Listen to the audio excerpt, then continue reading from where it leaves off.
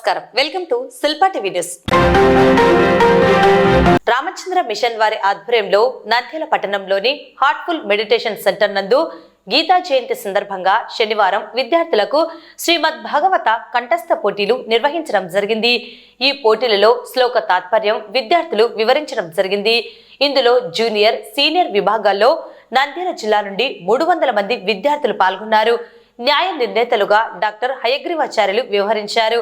విజేతలకు నగదు బహుమతులు అందజేయడం జరుగుతుందని నిర్వాహకులు తెలిపారు. ఈ కార్యక్రమం నంది పైప్స్ అధినేత సుజల అధ్యక్షతన నిర్వహించడం జరిగింది. భగవద్గీత శ్లోక తాత్పర్య పోటీలను నిర్వహించడం ద్వారా విద్యార్థుల్లో పఠన శక్తి, మంచి నడవడిక అలవడుతుందని న్యాయ నిర్ణేతలు తెలిపారు.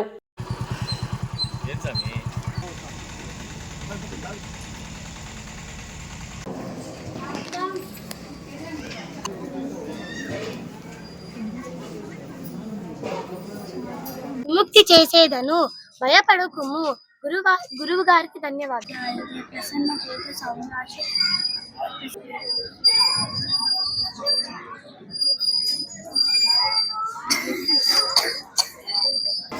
మా ఉపాధ్యాయుల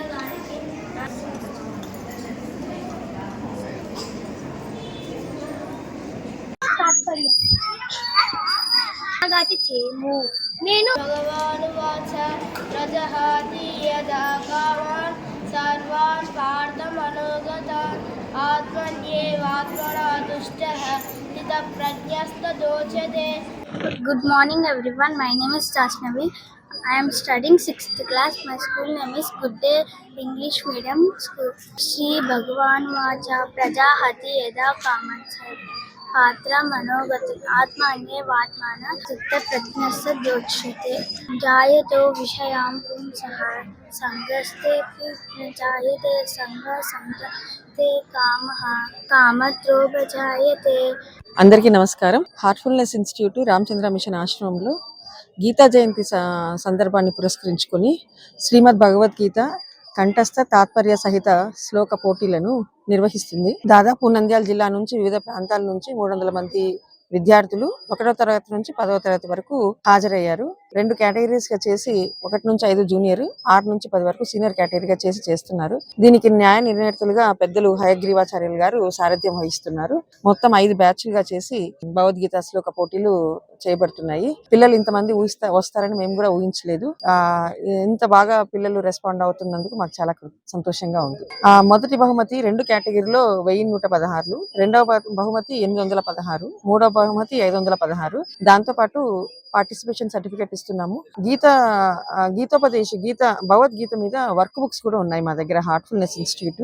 ఆ బుక్స్ కూడా పిల్లలకి తర్వాత మళ్ళీ వాళ్ళు దాని గురించి చేసుకోవడానికి వర్క్ బుక్స్ కూడా ఇస్తున్నాము. హార్ట్ఫుల్ మెడిటేషన్ సెంటర్ లో ఈ రోజు గీతా జయంతి సందర్భంగా భగవద్గీత పఠన పోటీలు పెట్టడం జరిగింది. దీంట్లో దాదాపు 250 మంది విద్యార్థులు పాల్గొనడం చాలా విశేషకరమైనటువంటి విషయం. వాళ్ళు చక్కగా ప్రిపేర్ అయ్యే విద్యార్థులంతా కూడా చక్కటి శ్లోకాల్లో ఎవరూ తొట్టుపడి పట్టకుండా నిదానంగా ఆ పోటీలు జరగటం చాలా గొప్పదైనటువంటి విషయం.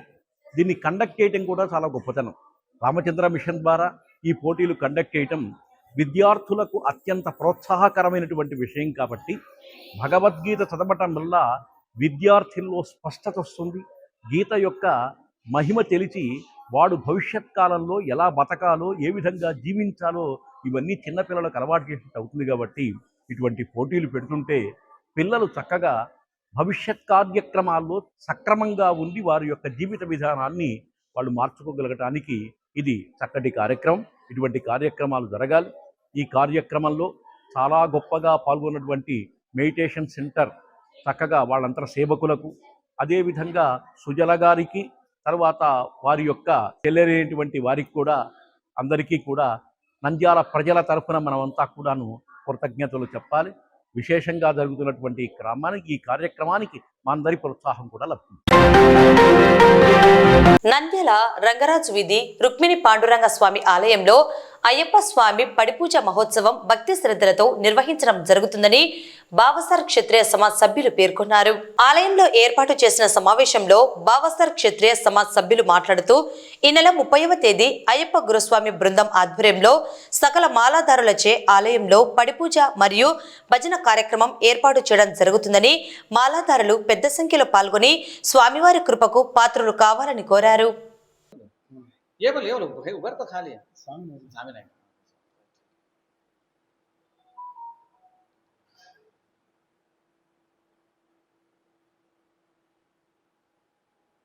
నంద్యాల శ్రీ రుక్మిణి పాండురంగ స్వామి దేవాలయము రంగరాజు వీధి పప్పులబట్టి బజార్ దగ్గర నియర్ 1 టౌన్ పోలీస్ స్టేషన్ దగ్గరలో వెలిసినటువంటి శ్రీ రుక్మిణి పాండురంగ స్వామి దేవాలయంలో భావసార క్షత్రియ సమాజ్ మరియు భావసార క్షత్రియ సేవా సమాజ్ ఆధ్వర్యంలో శ్రీ అయ్యప్ప స్వామి పూజా మహోత్సవము జరపాలని చెప్పేసి నిర్ణయించాము.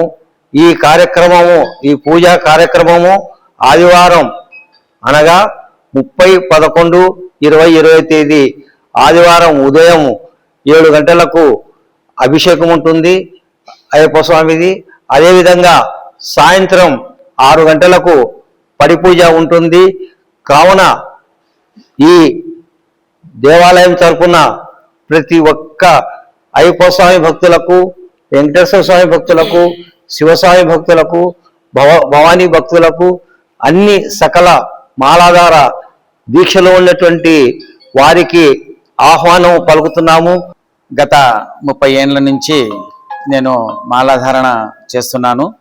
26వ పడి నాది ఈ సంవత్సరం వేస్తే నేను రేపు ఆదివారము మాలాధారణ చేస్తున్నాను. ముఖ్యంగా మా భవసార్ క్షత్రియ తరఫు నుంచి మేము మహాపడి పూజ రేపు ఆదివారము 30వ తేదీ రాత్రి శ్రీ రుక్మిణి పాండురంగ స్వామి ఆలయంలో ఏర్పాటు చేయడం జరిగింది. కావున నంద్యాల మన గురుస్వాముల ఆధ్వర్యంలో నంద్యాల గురుస్వాములందరూ విచ్చేసి ఈ మహాపడి పూజను విజయంగా ఇది చేయాలని చెప్పేసి కోరుచున్నాను. స్థానిక నంద్యాల మున్సిపల్ హైస్కూల్ నందు నంద్యాల మండలం ఉపాధ్యాయుల పురుషుల క్రికెట్ మరియు మహిళల త్రోబాల్ ఆటల పోటీలను నంద్యాల ఎంఈఓ2 శివప్రసాద్, గోస్పాడు ఎంఈఓ సురేంద్ర మరియు హెడ్ మాస్టర్లు Asadullah Hussain, PV Subbaiah ribbon cut చేసి ప్రారంభించారు. ఈ పోటీలలో దాదాపుగా 60 మంది ఉపాధ్యాయులు పాల్గొన్నారు. ఈ పోటీలలో ఎంపికైన జట్టు డిసెంబర్ 13, 14వ తేదీన జరిగేటువంటి నంద్యాల డివిజన్ ఆటల పోటీలలో పాల్గొంటుందని coordinator Chandravathi, divisional coordinator Sivakumar తెలియజేశారు. ఈ కార్యక్రమంలో వ్యాయామ ఉపాధ్యాయులు బి రవికుమార్, ఎం రవికుమార్, భరత్ రెడ్డి, పద్మారెడ్డి తదితరులు పాల్గొన్నారు.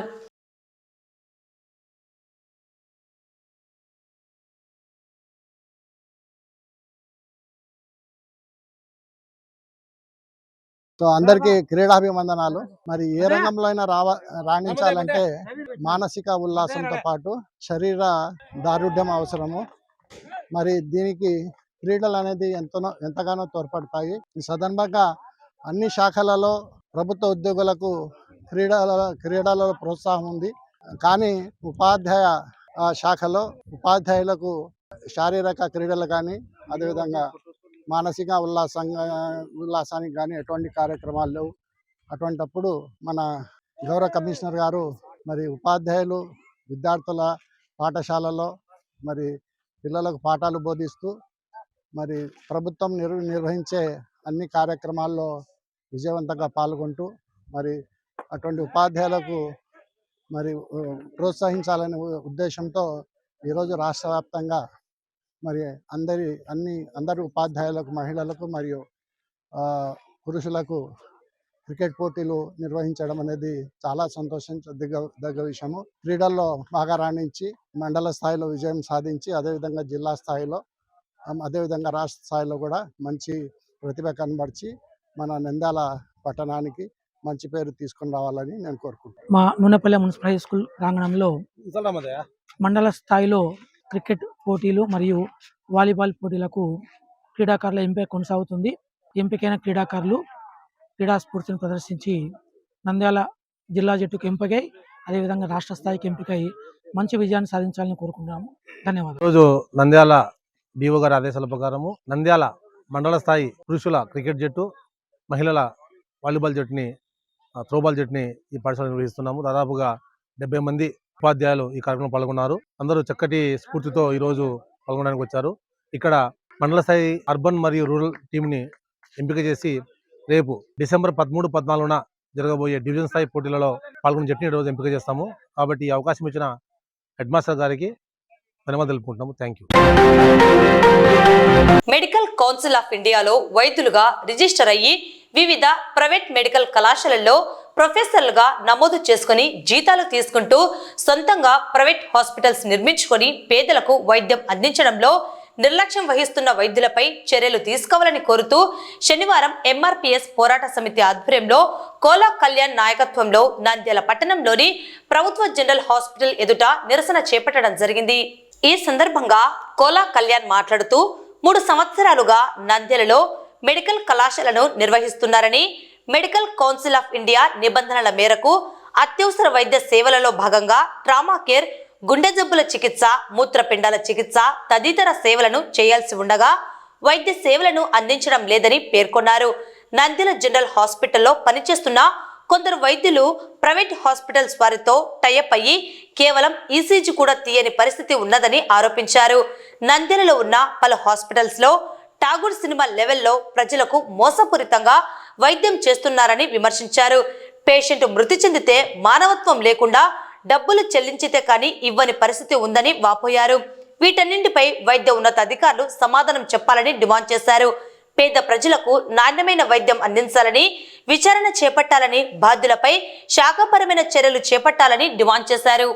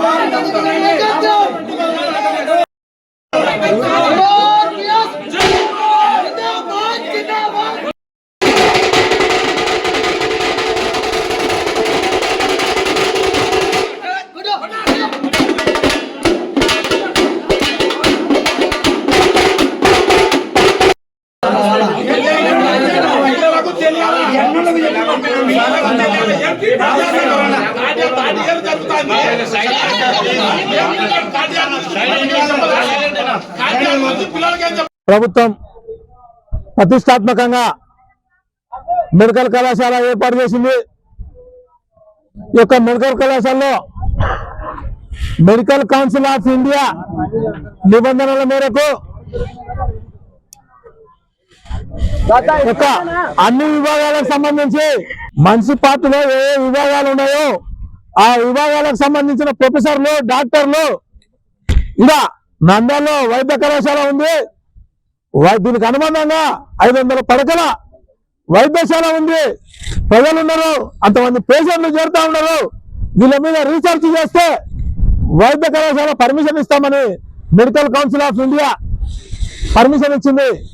ఆ మేరకు 3 సంవత్సరాలుగా వైద్య కళాశాలలో అడ్మిషన్లు జరుగుతున్నాయి, పిల్లలు చదువుతా ఉన్నారు. కానీ ఈరోజు నంద్యాల వైద్య కళాశాలకు అనుబంధంగా ఏర్పాటు చేసిన వైద్యశాలలో గుండె జబ్బులకు సంబంధించి లేదా యాక్సిడెంట్లకు సంబంధించి ట్రామా కేర్ కానీ, కార్డియాక్ కానీ యూరాలజీ విభాగానికి సంబంధించి కానీ ఏ ఒక్క డాక్టర్లు ఉన్నారో లేవో తెలియదు కానీ 3 సంవత్సరాలుగా దాచిపెట్టుకొని ఉన్నారు. 3 సంవత్సరాల నుంచి ఒక్క నంద్యాల మెడికల్ కళాశాలలో కార్డియాక్ సంబంధించి డాక్టర్లు ఉన్నారా లేరా అని చెప్పేసి మేము ప్రశ్నిస్తా ఉన్నాం. మరి ఉంటే ఎమర్జెన్సీ కార్డియాక్ విభాగము ప్రభుత్వ వైద్యశాలలో ఎందుకు ఏర్పాటు చేయలేదో ఈ రోజు ప్రభుత్వం స్పష్టంగా సమాధానం చెప్పాలా. లక్షల కోట్లు వెచ్చిస్తా ఉన్నారు. ఒక్కో విద్యార్థికి దాదాపు 50 సీట్లుంటే 100 సీట్లుంటే 50 సీట్లు 60 లక్షలకు అమ్ముతా ఉన్నారు. మరి బడ్జెట్ ఎట్లా పోతుంది? కాలేజీ అకౌంట్ లోనే డబ్బులు కడతా ఉన్నారు. కార్డియాక్ విభాగానికి సంబంధించి ఎమర్జెన్సీ సేవలు ఏర్పాటు చేయడంలో వైద్య కళాశాల ప్రిన్సిపల్ నిర్లక్ష్యం కూడా ఉన్నది. దానివల్ల ఈరోజు వైద్య కళాశాలలో మేము ఈరోజు వచ్చినాం. దీనికి వీళ్ళు సమాధానం చెప్పాలా? చెప్పకుండా ఇదే మేము మీ ఇళ్ళ వద్దకు రాలే, ప్రభుత్వం ఏర్పాటు చేసిన మెడికల్ కళాశాలలో వచ్చినాం. నిధులున్నాయి, 50% సీట్లు అమ్ముతా ఉన్నారు. ఒక్కొక్క సీటు 60 లక్షలకు. మరి దాంతో గుండె చికిత్సలకు ఎమర్జెన్సీ విభాగం ఎందుకు ఏర్పాటు చేయలేదో యొక్క ప్రిన్సిపల్ చెప్పాలా? ఈరోజు ఈ యొక్క మెడికల్ కాలేజీ ఎదురుగా ఈ ఎండలో ఈ యొక్క కార్యక్రమం చేస్తున్నది ఎందుకనగా ప్రభుత్వ గవర్నమెంట్ ఆసుపత్రులలో వైద్యము సరిగా లేదు. అక్కడ ఆసుపత్రికి వచ్చిన పేదవాడికి ఆ జబ్బుకు సంబంధించిన వైద్యులతో సరైన చికిత్స లేదని చెప్పి మేము మరి అక్కడ ఉన్న వైద్యులను ఎందుకు అక్కడ ఉన్న హాస్పిటల్ సూపరింటెండెంట్ కానీ డిఎంహెచ్ఓ గారు కానీ ఎందుకు ఏర్పాటు చేసుకోవడం లేదని చెప్పి మేము ఒక నివేదిక తీసుకొని అక్కడ విచారించగా అక్కడ ఉన్నది ఏంటంటే మాకు సరైన వైద్యులు లేరని వాళ్ళు చెప్తున్నారు. కానీ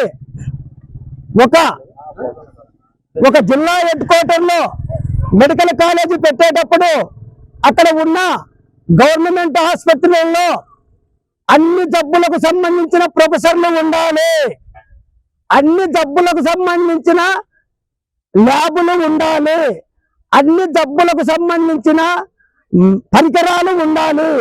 అటువంటి సందర్భంలోనే మెడికల్ కాలేజీ ఆ ఏరియాలో ఏర్పాటు చేయాలనేది ఒక నియమ నిబంధనలు. అవి పక్కనున్న గవర్నమెంట్ ఆసుపత్రిలో ట్రైనింగ్ తీసుకోవాలి. మరి ఎంతమందిని డ్యూటీలకు పంపుతున్నారు గవర్నమెంట్ ఆసుపత్రులకి?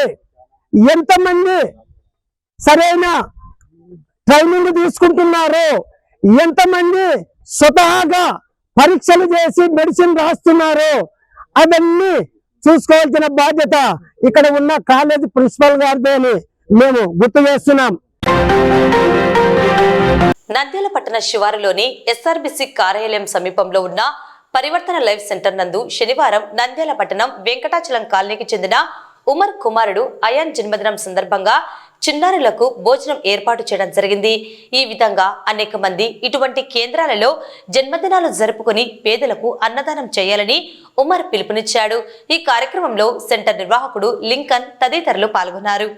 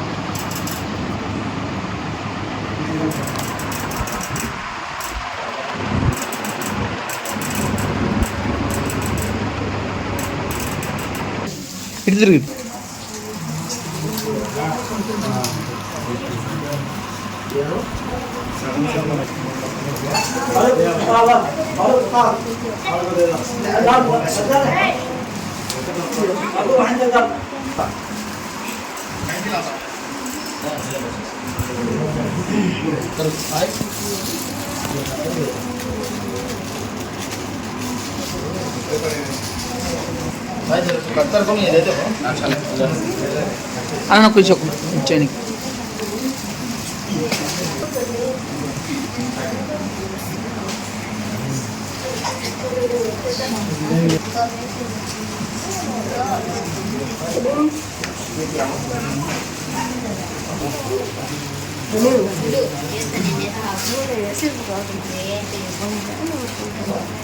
Não foi,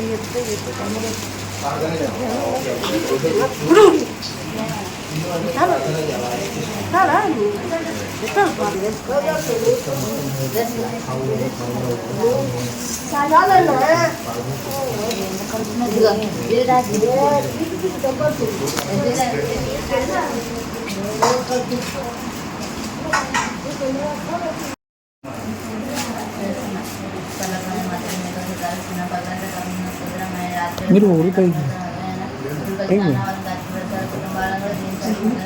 ఆయన కూడా మంచి మంచి ఆరోగ్యాలతో క్షేమంగా కలిసి మంచి మీకు సదాల్సిన ప్రతి ఒక్కరిని పేరు పేరు జ్ఞాపకం చేసుకుంటాను ఇప్పుడు వచ్చాను మా తండ్రి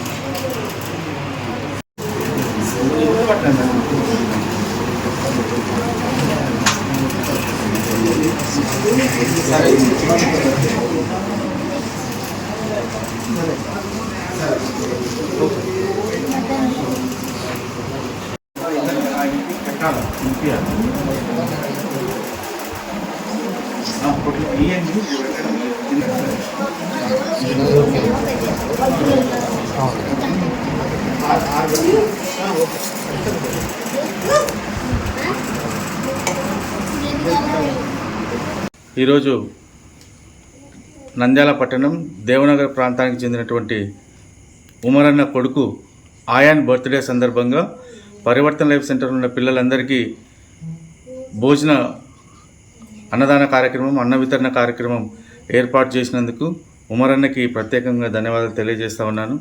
మరి ఈ సందర్భంగా ఆయాన్ ఇలాంటి పుట్టినరోజులు ఎన్నో జరుపుకోవాలని, మరి ఆయాన్ తల్లిదండ్రులకి ఆయాన్కి భగవంతుడు మంచి ఆరోగ్యాలు ప్రసాదించాలని, వారి కుటుంబం నిత్యము ఇలాంటి పేద ప్రజలకి సహాయం చేస్తూ ముందుకు సాగాలని ప్రార్థిస్తూ సెలవు తీసుకుంటాం. ఈరోజు మా అబ్బాయి పుట్టినరోజు సందర్భంగా ఇలా ఈరోజు పరివర్తన లైఫ్ సెంటర్కి ఇలా వచ్చి ఇలా పిల్లల అందరి మధ్యన పుట్టినరోజు జరుపుకోవడం నాకు చాలా సంతోషంగా ఉంది. ఎవరైనా ఇంకా ఇండ్ల సందులో జరుపుకునే వాళ్ళు చాలామంది ఉంటారు. అలా ఇండ్ల సందులో కాకుండా ఇలాంటి వాళ్ళ దగ్గర వచ్చి జరుపుకుంటే చాలా బాగుంటుందని నా ఆలోచన.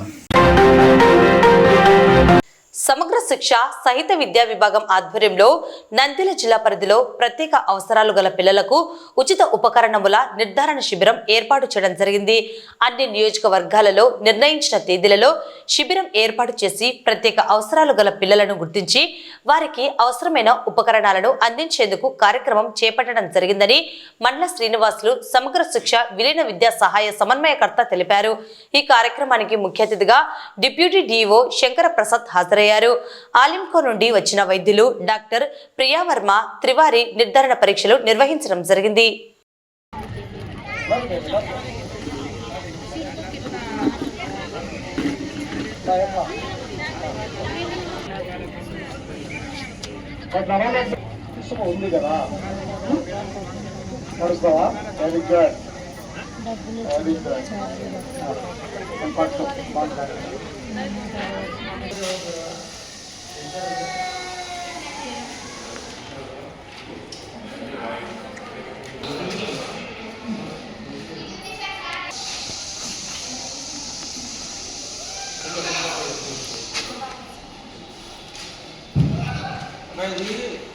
పాడు సర్టిఫికేట్ వచ్చేసి అమ్మ ఉంది.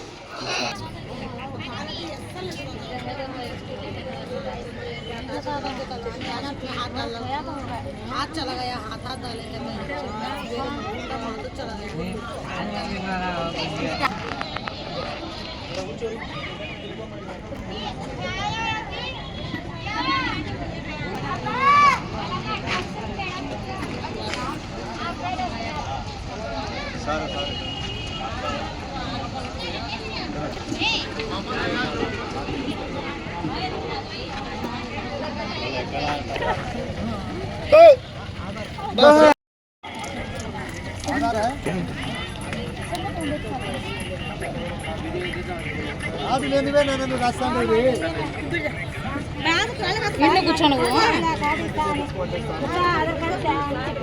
కేంద్ర రాష్ట్ర ప్రభుత్వాల సహకారంతో అలింకో వైద్యులు మన నంద్యాల జిల్లా సమగ్ర శిక్ష విద్యాశాఖ వారి సంయుక్త ఆధ్వర్యంలో నంద్యాల జిల్లాలోని అన్ని శాసనసభ నియోజకవర్గాలలో ఉన్న ప్రత్యేక అవసరాలు గల పిల్లలకు ఉచిత సహాయ ఉపకరణాలు అందించడానికి శిబిరాలను ఏర్పాటు చేస్తూ ఉన్నాం. 24వ తేదీ ఆత్మకూరు, 25 నందికోట్కూరు, 26 డోను, 27 బనగానపల్లి, 28 ఆలగడ్డ, 29 ఈరోజు శనివారము నంద్యాల నియోజకవర్గం సంబంధించిన అన్ని మండలాలలో ఉన్న పిల్లలు వాళ్ళ తల్లిదండ్రులు ఇక్కడికి విచ్చేయడం జరిగింది. వీరికి కావలసినటువంటి లోకోమోటర్ పిల్లలకు శారీరక వైకల్యం కలిగినటువంటి వారైతే వాళ్లకు 3 చక్రాల కుర్చీ, సెరెబ్రల్ పాలసీ, మల్టిపుల్ డిజేబిలిటీ ఉన్న పిల్లలకు, నడవలేని వారికి అయితే వీల్ చైర్స్, చెవుడు సంబంధించినటువంటి వినికిడి లోపం ఉన్న పిల్లలకైతే వినికిడి యంత్రాలు, అదేవిధంగా క్యాలిపర్స్, లోకోమోటరు ఇవన్నీ కూడా వీళ్ళకి ఇవ్వడానికి ఇక్కడ శిబిరాన్ని ఏర్పాటు చేయడం జరిగింది.